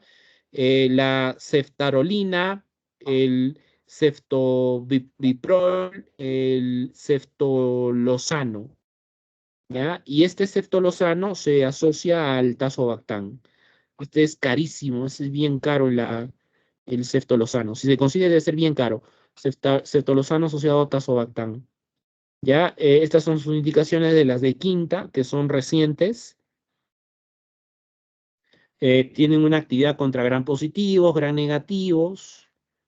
No son activas contra pseudomonas, ya, no son estables contra beta-lactamasa. El ceftolozano, que está asociado al tazobactam, ¿ya? O sea, tiene indicaciones, también serían consideradas antibióticos de reserva, ¿no? Estas de quinta generación. Ahora, dentro de sus efectos adversos, ¿ya? Dentro de los efectos adversos, las cefalosporinas pueden generar problemas de tromboflebitis. Este problema de tromboflebitis se puede dar principalmente con las de parenterales. De repente estás administrando una cefalosporina y has hecho una mala administración y resulta que perforaste la vena, ¿no? Perforaste la vena. Retiras y resulta que se empezó a inflamar esa vena. Eso se llama tromboflebitis. Y esta tromboflebitis es debido a una mala administración de la cefalosporina, ¿ya? Ahora, reacciones de hipersensibilidad. Estas también pueden generar problemas de hipersensibilidad. ¿Por qué razón? Porque la estructura química de las cefalosporinas es bien parecida al de las penicilinas, ¿ya? La estructura química de una cefalosporina es bien parecida al de las penicilinas, es bien parecida. Y por lo tanto, como son parecidas, eso puede generar una resistencia cruzada homóloga. Eso es una resistencia cruzada homóloga. O sea, si es un paciente que es alérgico a penicilinas, también lo es a cefalosporinas, ¿ya? También va a ser a cefalosporinas alergia, porque tienen estructuras químicas parecidas. Y ahí hay un riesgo, eso es una resistencia cruzada homóloga. Y si hay resistencia cruzada homóloga, eso significa que si eres alérgico a las penicilinas, también lo vas a hacer a las cefalosporinas. Por lo tanto, también hay riesgo de hipersensibilidad. Puede ser leve o podría ser severo, ¿no? A tal punto que te puede generar un shock anafiláctico, ¿ya? Problemas digestivos, alteraciones gastrointestinales, como la diarrea, colitis pseudomembranosa. Esta colitis pseudomembranosa es una diarrea que puede generar cólicos, puede generar incluso fiebre, y es producida por una bacteria, el Clostridium difficile. Ese Clostridium difficile puede generar problemas de colitis pseudomembranosa. y con las cefalosporinas puede haber riesgo de un problema de colitis, pero hay un grupo de antibióticos que tiene un alto riesgo de que genere colitis, que es el caso de las lincosamidas. Con las lincosamidas, sí, el riesgo de colitis pseudomembranosa es alto. Con las cefalosporinas es, no es muy alto, ya hay un riesgo intermedio abajo, el riesgo de que puedan generar un problema de colitis pseudomembranosa, pero sí va a ser alto con las lincosamidas. ¿Ya? Alteraciones hematológicas, puede haber hipotrombinemia, trombocitopenia, alteraciones de la función plaquetaria, puede haber pseudolitiasis biliar, especialmente con la administración de la ceftriaxona, problemas de nefrotoxicidad con la administración de la cefalorida, y definitivamente esto hay que considerarlo, ¿no? El uso de penicilinas y cefalosporinas en el embarazo y lactancia son las más seguras. El embarazo y lactancia, las cefalosporinas y las penicilinas son los antibióticos más seguros que existen. ¿Ya? En una gestación e incluso lactancia se puede utilizar este grupo de antibióticos, cefalosporinas y las penicilinas. ¿Ya? Luego tenemos a los carbapenems. Este también es otro grupo de betalactámicos. Y dentro de estos carbapenems tenemos al meropenem y al imipenem, ¿ya? El imipenem y el meropenem es el grupo de los carbapenems o carbapenemos, ¿ya? Este imipenem se distribuye comercialmente siempre asociado a la cilastatina. Es imipenem más cilastatina, ¿ya? Imipenem más cilastatina. En cambio, este meropenem sí es solito, meropenem solo. Estos son considerados también antibióticos de reserva, son antibióticos que solo se utilizan como última opción, como última alternativa. Se utilizan en infecciones graves, infecciones complicadas del aparato respiratorio, del aparato urinario, en septicemias en pacientes hospitalizados. Entonces, son antibióticos que se utilizan como última alternativa, como última opción. ¿Ya? Dentro de los efectos adversos de este grupo de antibióticos están las alergias. ¿Ya? Puede generar hipersensibilidad leve porque es un beta-lactámico, ¿ya? Puede haber fiebre, hinchazón, rash cutáneo y puede haber también riesgo de shock anafiláctico porque es un beta-lactámico. Si él es alérgico a penicilinas, también lo puedes hacer a cefalosporinas y también lo puedes hacer a este grupo de antibióticos, a imipenem o meropenem, ¿ya? Eh, Gastrointestinales, puede haber diarrea, puede haber náuseas, vómitos y también puede haber un riesgo de colitis pseudomembranosa con este grupo de antibióticos, ¿ya? Ahora, a nivel del sistema nervioso central, pueden producir alteraciones neurológicas y puede haber problemas de convulsiones, especialmente con el imipenem. ¿Ya? El riesgo de alteraciones neurológicas y convulsiones se puede presentar principalmente con el imipenem. Hay que tener cuidado con este, ¿ya? Y en el caso de embarazo y lactancia, de preferencia no hay que utilizarlos. De preferencia utilizamos penicilinas o cefalosporinas. Eso sí se utilizan sin ningún inconveniente. Con estos, con cuidado. Con el carbapenem, con cuidado, ¿ya? Con el meropenem y imipenem, con bastante cuidado. Ahora, los monobactámicos, tenemos un solo representante que es este, que es el Astreonam, ¿ya? Es el Astreonam, el Astreonam. Este es el único representante de los monobactámicos. Dentro de sus indicaciones también es un antibiótico de reserva y este Astreonam tiene ciertas ventajas. Es un antibiótico que no es nefrotóxico, que no produce daño renal, ¿ya? Y tiene un espectro similar al de los aminoglucósidos. Esto es importante mencionarlo porque estos aminoglucósidos pueden generar daño renal, o sea, son nefrotóxicos. Entonces, cuando tú tengas un paciente que tenga un daño renal, ¿no? Y requieras dar un antibiótico, una alternativa es administrar el Astreonam, ¿ya? Estos aminoglucósidos son nefrotóxicos, o sea, van a producir más daño renal. Estos no los podemos dar. pero este Astronan tiene un espectro similar al de los aminoglucósidos y no es nefrotóxico. O sea, en un paciente que tiene daño renal y tiene, por decir, una ITU, un problema de infección urinaria, ¿ya? El aminoglucósido no lo vas a dar, le tendrías que dar el Astrionam, porque este no es nefrotóxico. El problema es que es costoso, ¿no? Este Astrionam es bien caro, ¿no? Una ampollita de Astronan debe estar por los 100 soles a 200 soles más o menos, ¿no? El costo de este Astronan. Ya solo se da por vía parenteral. Lo mismo que los carbapenems de acá, ¿no? Estos carbapenems solo son parenterales, ¿ya? El imipenem y el meropenem son solo parenterales.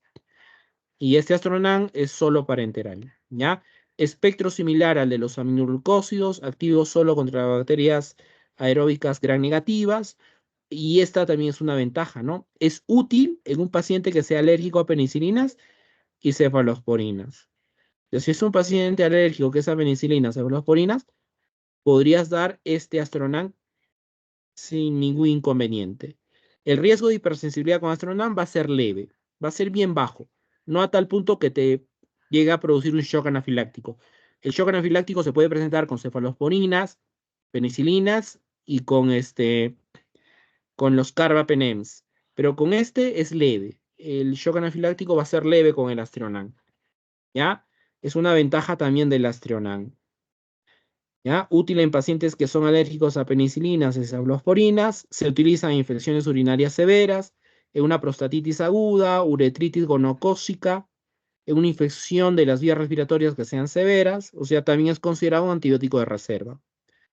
¿Ya? Dentro de sus efectos adversos, una hipersensibilidad leve, o sea, a nivel de la piel, puede haber prurito, urticaria, eritema, no a tal punto que te produzca un shock anafiláctico, ¿ya? Puede haber problemas hematológicos como una eosinofilia transitoria, puede producir aumento de las enzimas hepáticas, alteraciones digestivas como diarrea, náuseas, vómitos, malestar en el punto de inyección y solo utilizar embarazo y lactancia cuando no exista otra alternativa.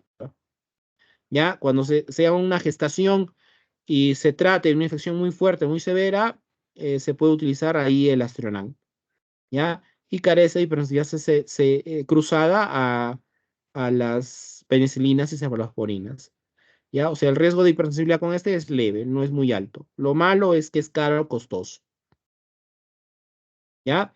Inhibidores a beta-lactamasas, esto ya hemos hablado, es el caso del ácido laulánico que está asociado a la amoxicilina, el caso del tazobactam, que está asociado a la piperacilina, ¿ya? Estos dos también son inhibidores de beta-lactamasas, el avibactam y el otro es el sulbactam, ¿ya? Estos dos son más caros. Bueno, el que es más caro es este, porque este está asociado a la piperacilina. Este es solo parenteral. La amoxicilina, en cambio, con amoxicilina con ácido laulánico, este es oral, ¿ya? Es por vía oral. En cambio, este tazobactam con la piperacilina es parenteral. Esto ya mencionamos, estos son antibióticos para el caso de infecciones severas, respiratorias severas. Ahí podemos dar este tipo de antibióticos, ¿no? ¿Ya? Entonces, este es el grupo de antibióticos que se utilizan a nivel ginecológico, ¿ya? Los beta-lactámicos. Y dentro de los beta-lactámicos, los más usados son las penicilinas y las cefalosporinas. ¿Ya? Ahora, cuando hablamos de los glucopéptidos, estos glucopéptidos son dos, la vancomicina y la teicoplanina, ¿ya? Banco y la teicoplanina. Son los dos glucopéptidos. De los dos, el que se utiliza a nivel hospitalario es la vancomicina. La vancomicina, ¿ya? Estos son antibióticos de reserva, se utilizan solo en infecciones intrahospitalarias severas, o sea, dentro del hospital que sea una infección muy severa, ¿ya? Son también una alternativa a los aminoglucósidos, Se utiliza en infecciones respiratorias bajas, que sean severas, infecciones urinarias complicadas, septicemias, endocarditis. Es un antibiótico de elección, la banco, ¿ya? Estamos hablando de la banco. Acá lo voy a poner, ¿ya? Antibiótico de elección. Ahí lo completan en su Word ustedes, la vancomicina. Antibiótico de elección, la vancomicina por vía oral en pacientes con colitis pseudomembranosa. Ya les dije que esta colitis pseudomembranosa es producida por una bacteria, por el Clostridium difficile. ¿Ya? Esa es una bacteria saprofítica, pero cuando empieza a crecer, cuando aumenta su crecimiento, puede haber un problema de colitis pseudomembranosa. Y el antibiótico que tiene un alto riesgo de producir colitis pseudomembranosa son las lincosamidas, la clindamicina y la lincomicina. Esos son los antibióticos que tienen un alto riesgo de producir esta colitis, ¿ya? Y cuando hay un problema de colitis, un antibiótico de elección es la vancomicina oral. Lo difícil es conseguir vancomicina oral. Aquí en el Perú no lo hay, ¿ya? Fuera del país sí se puede conseguir vancomicina oral, ¿ya? Dentro de sus efectos adversos de este grupo de antibióticos es ototoxicidad, puede producir daño auditivo, incluso puede producir pérdida de la audición, puede haber fiebre, puede haber náuseas, puede haber cefalea, puede haber reacciones cutáneas, puede haber neurotoxicidad, tinnitus, puede haber sordera, ¿ya? Y puede generar este efecto adverso, el famoso síndrome de cuello rojo. ¿Ya? El síndrome de cuello rojo. Este síndrome de cuello rojo no es más que una hipersensibilidad. Es una hipersensibilidad que se caracteriza porque hay hormigueo, hay enrojecimiento de la cara, del cuello y del tórax. Y esto es producido principalmente por la vancomicina, ¿ya? El famoso síndrome de cuello rojo. ¿Ya? Entonces, a nivel ginecológico no se utiliza mucho la banco, pero es importante conocerlo porque sí a nivel hospitalario se utiliza en otros servicios. En medicina, en trauma shock, en UCI, se utiliza. A nivel ginecológico se puede utilizar, pero siempre y cuando que sea una infección muy fuerte, muy severa, ¿no? Ahí se puede utilizar, ¿no? La banco, pero con bastante cuidado. ¿Ya? Los aminoglucósidos sí se pueden utilizar a nivel ginecológico. Esos son antibióticos muy usados a nivel ginecológico. ¿Ya? Aquí está la gentamicina, la micacina, la canamicina, la streptomicina, la tobramicina y la paramomicina. De estos, el único oral es la paramomicina. ¿Ya? Es el único antibiótico oral, aminoglucósido oral. Los demás, gentamicina es parenteral, amicacina es parenteral, canamicina es parenteral, la streptomicina es parenteral y esta tobramicina tiene una presentación que se administra, si no mal recuerdo, por vía oftalmológica a nivel ocular, ¿ya? Pero es un aminoglucósido. Los que más se utilizan a nivel ginecológico son estos genta y la mica, a nivel pediátrico, incluso ginecológico, ¿no? La genta y la mica, ¿ya? Gentamicina y amicacina. Tienen algunas características estos aminoglucósidos. No se absorben, tienen una absorción pobre por vía oral, porque de todos los antibióticos son los más polares. O sea, son antibióticos hidrosolubles. Y ya les mencioné que si se trata de un antibiótico hidrosoluble, difícilmente se absorbe, difícilmente se va a absorber y por lo tanto se tiene que administrar por vía parenteral, ¿ya? Es el caso de estos aminoglucósidos. Escasa absorción por vía oral, debido a que son hidrosolubles, son polares, ¿ya? Son útiles cuando se requiere altas concentraciones del aminoglucósido a nivel de la luz intestinal. Es el caso de de la paramomicina y de la neomicina. La neomicina también es otro aminoglucósido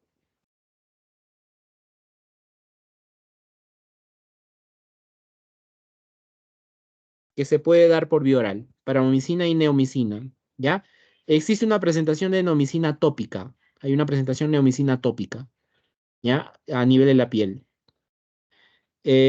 Ahora, en caso de que haya un crecimiento de gérmenes gram negativos a nivel intestinal, por decir un parásito a nivel intestinal o algún germen gram negativo a nivel intestinal, se puede utilizar la neomicina y paramicina, una de esas dos, por vía oral, ¿ya? No se metabolizan en el organismo y se excretan casi totalmente por vía renal. Eso los hace útiles en itus, o sea, su principal utilidad es en una ITU, ¿ya? Esa es la principal utilidad de estos aminoglucósidos, de la genta y la mica, en caso de itus, ¿ya? Indicaciones, infecciones producidas por bacterias gram negativas, infección del tracto urinario en monoterapia, en caso de una endocarditis bacteriana, infecciones óseas y articulares, infecciones severas por pseudomonas, y si se trata de una infección severa por pseudomonas, se puede utilizar aminoglucósidos en combinación con penicilinas antipseudomónicas, ¿ya? La piperacilina, y podemos recurrir a la piperacilina asociado a uno de estos aminoglucósidos, ¿ya? Se pueden utilizar en una septicemia nosocomial, la estrepto es útil en brucelosis en combinación con la tetraciclina o doxicilina. También es útil en tuberculosis. El primer antibiótico eficaz en TBC fue ¿ya? Eh, la streptomicina. O sea, después de las penicilinas, se descubrieron el cloranfenicol y la streptomicina. Y la streptomicina se llegó a descubrir justamente para tratar la TBC. Es por eso que en la actualidad en uno de los esquemas para tratar TBC está la streptomicina, ¿ya? Este es el que se utiliza en caso de TBC, junto con la canamicina. La canamicina también es parte de tratamiento de TBC, que se administra por vía parenteral, la canamicina, ¿ya? O sea, estos dos se utilizan en TB, ¿ya? Canamicina y streptomicina, en lo que es tratamiento de TB. Están en uno de los esquemas para tratar TBC. ¿Ya?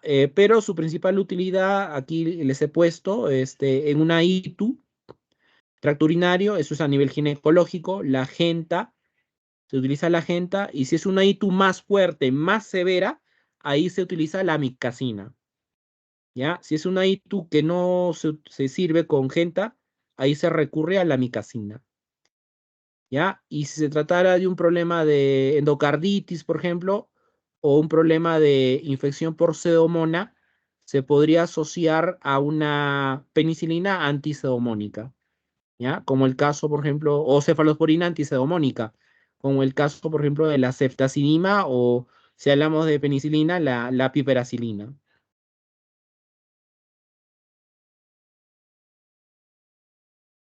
¿ya? Dentro de sus efectos adversos está producir nefrotoxicidad, son nefrotóxicos, ¿ya? Son nefrotóxicos, o sea, en un paciente con daño renal hay que hacer una evaluación de la función renal antes de administrar el aminoglucósido, o de preferencia cambiarlo por el Astronan, ¿no? Que es su alternativo. Lo malo que el Astronan es caro, es muy costoso. ¿Ya? El más nefrotóxico es la neomicina, de ahí sigue la genta, la tobramicina, la micacina y la estrepto. Estos son los más nefrotóxicos.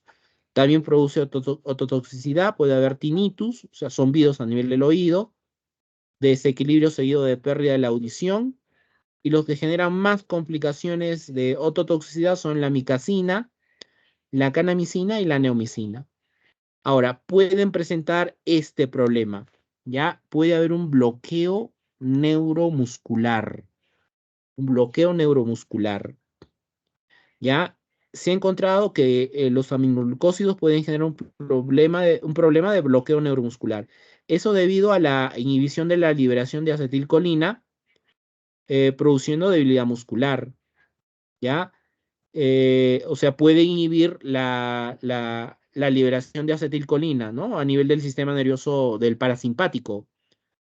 Y si tenemos menos acetilcolina, eso a nivel del somático no genera contracción, sino va a generar relajación, ¿ya? Y una excesiva relajación del músculo esquelético genera debilidad muscular.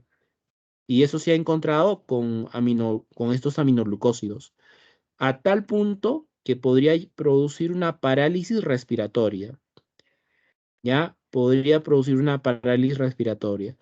O sea, esto hay que tener bastante cuidado en pacientes que tengan miastemia grave. La miastemia grave, también ya les he hablado, es una enfermedad genética que se caracteriza justamente por debilidad muscular debido a que hay un bloqueo neuromuscular.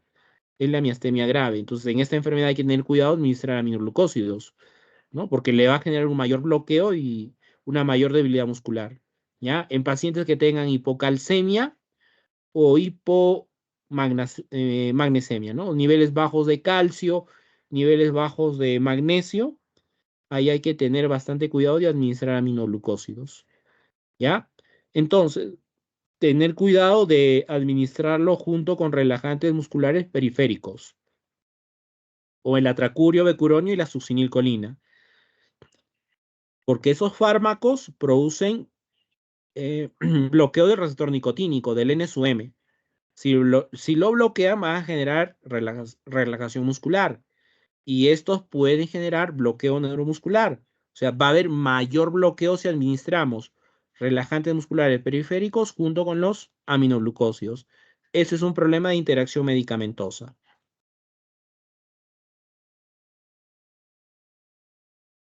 ¿Ya? A nivel ginecológico, ojo, sí se utilizan, ¿ya? Pero hay que tener cuidado debido a sus efectos nefrotóxicos y ototóxicos. Las quinolonas, ya. Eh, Dentro de las quinolonas, tenemos quinolonas de primera generación, segunda generación, tercera generación y cuarta generación, ¿ya? Las quinolonas de primera generación son estas dos. Es el ácido nalidíxico y el ácido pipemídico. El nalidíxico y el pipemídico. Estas son quinolonas de primera generación, ¿ya? ¿En qué situaciones hay que utilizar este tipo de quinolonas? Solo en caso de infecciones urinarias que sean leves, ¿ya? En una ITU leve, nalidíxico y pipemídico. Y se utilizan como antisépticos de la vía urinaria, ¿ya? En una ITU leve, ahí vamos a utilizar estas dos. Ahora, las de segunda generación, está el Cipro, el norfloxacino y el levo creo que es de tercera. A ver, acá creo que está en la diapositiva.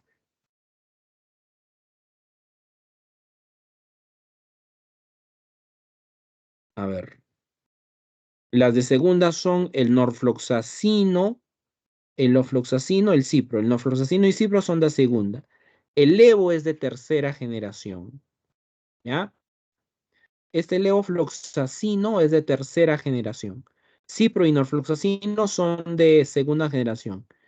Y el levofloxacino es de tercera. ¿Para qué se utilizan estas tres quinolonas? El cipro y el levo son bien utilizados a nivel hospitalario, ¿ya?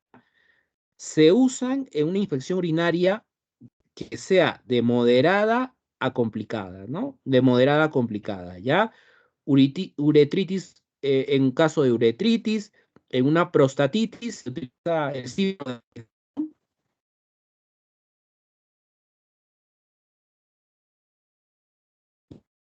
¿ya? La E. coli, infección por E. coli que produce cólera, la salmonelosis tifoidea, también se puede utilizar el ciprofloxacino, y se podría utilizar en una neumonía por gran negativo. Ojo, esto es bien raro, ¿ah? Una neumonía por gran negativos es recon raro, pero se podría presentar. Los problemas neumónicos generalmente son producidos por gran negativos, pero podría darse el caso que se produzca por gran negativo. Si es una neumonía por gran negativo, tenemos que dar de preferencia ya el ciprofloxacinos. El espectro y las quinolonas Principalmente son gram negativos. Ese es el espectro de estas quinolonas, ¿ya? También se indica en patologías provocadas por pseudomonas. Ahora, el levo, las quinolonas de tercera generación, como el caso de esas son quinolonas que tienen una actividad contra, no solo gram negativas, sino también van a tener una actividad sobre gram positivas, ¿ya? El caso del levofloxacino. O sea, ese levofloxacino es una quinolona respiratoria. En una infección respiratoria producida por un gram positivo, puedes usar levofloxacino sin ningún inconveniente, ¿ya? Y ese levofloxacino se utiliza en caso de una infección a nivel de la piel y a nivel del tejido blando. Lesión de la piel y tejido blando, se puede usar el levofloxacino sin ningún inconveniente, ¿ya? El gatifloxacino y el moxifloxacino son otras quinolonas respiratorias que se pueden utilizar en bronquitis, exacerbaciones del EPOC y en una neumonía comunitaria, ¿ya?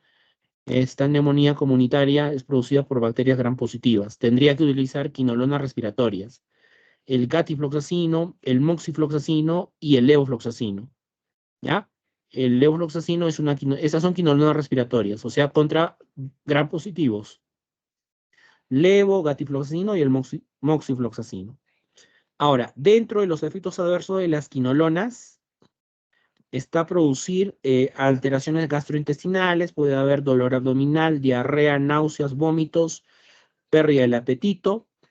A nivel del sistema nervioso central puede haber mareos, puede haber cefalea, puede haber insomnio, ansiedad, confusión, alucinación, convulsiones. Esto es raro, pero se podría presentar principalmente en niños y ancianos, ¿ya?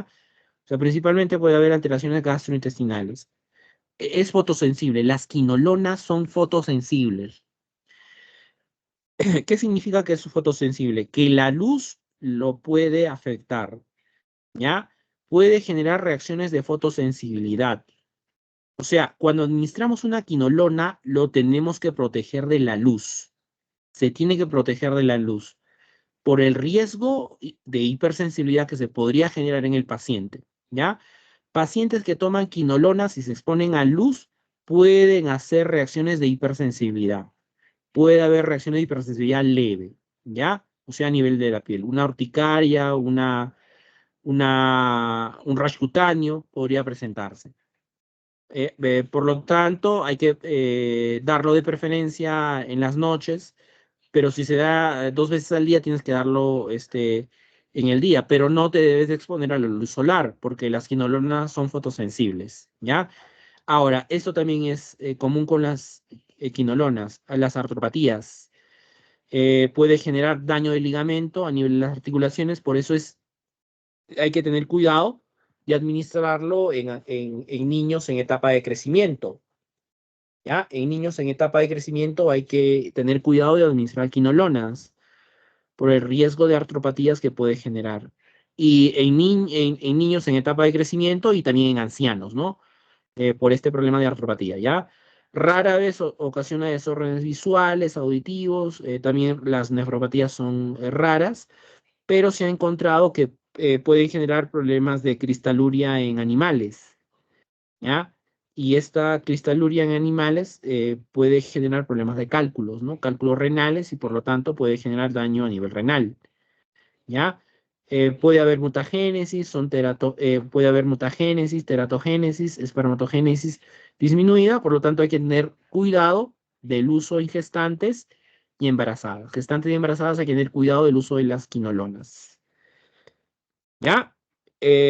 Bueno, hasta aquí vamos a llegar, ya luego continuamos con el resto de antibióticos, ¿ya? Entonces, y les he mencionado que las más utilizadas ginecológicamente son los beta-lactámicos, ¿ya? Ginecológicamente se utilizan. Las penicilinas y cefalosporinas son las más seguras en embarazo y lactancia. Esas con toda seguridad las puedes utilizar en embarazo y lactancia sin ningún inconveniente. Los aminoglucósidos ginecológicamente se pueden utilizar, especialmente la gentamicina y la amicacina, ¿ya? En una ITU se puede usar, se utilizan. En el caso de la streptomicina y la canamicina se utiliza en caso de TBC. Las quinolonas, hay que tener cuidado en gestantes, lactantes y embarazadas por el riesgo de teratogenia que se pueden producir, ¿no? Con las quinolonas, ¿ya? Bueno, y lo demás ya lo vemos la siguiente semana, ¿ya? A ver, son las 8:30, 8:40. ¿Ya? Entonces, hasta aquí llegamos y ya continuaremos la siguiente clase. ¿Ya? Eso sería todo. ¿Tienen alguna consulta, pregunta? Esto probablemente lo van a ver, lo van a volver a ver en farmacología especializada, lo van a volver a ver este tema, pero ya de manera tal vez más específica, ¿no? Van a ver